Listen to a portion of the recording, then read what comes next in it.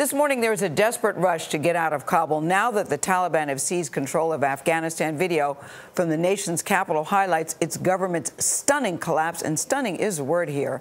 There are scenes of chaos at Afghanistan's main airport, still under U.S. military control, which is the only way out for Americans and their allies.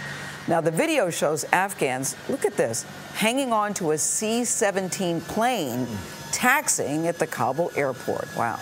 It took just days for the Taliban to sweep across the country. Charlie Daggett has reported extensively from Afghanistan. He visited Afghan government forces on the front lines just last month. Charlie, how did things fall apart so quickly? Yeah, it fell apart in less than a month. The Taliban offensive was already underway the last time we were there, and it was triggered by President Biden's announcement that the U.S. troops would be pulling out as promised. The Taliban then went on the attack almost immediately, taking over large stretches of rural areas. They were surrounding these provincial capitals. It was thought then they would hold off launching an all-out assault until American forces were gone for good. But then the real blitz started just over a week ago. The first big city to fall was Kunduz. That cut off all areas to north of Kabul. And that was a big victory, partly because it's where the Taliban has met resistance in the past. Then, one after another, Afghanistan's biggest cities outside of Kabul were captured. Herat to the west, Kandahar to the south, Ghazni. Again, really important because it cut off the main highway to the capital from the south. So Kabul wasn't surrounded, but it was certainly isolated.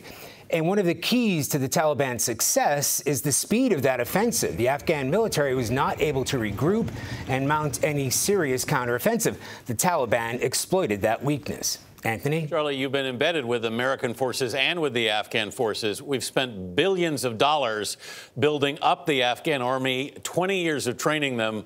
Why aren't they more prepared?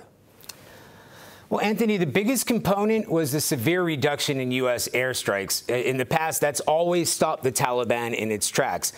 And I know this may sound odd after 20 years and all that money, but the Afghan military wasn't ready for this because the model they had developed was too dependent on U.S. backup. And we're talking about close air support and medevac supplies, really important. When we were last on the front lines, that position that we were in was overrun within days, and they were begging us, they were begging me for support for U.S. helicopters. They also couldn't move special forces around quickly enough. They quickly lost confidence and morale. There was no leadership.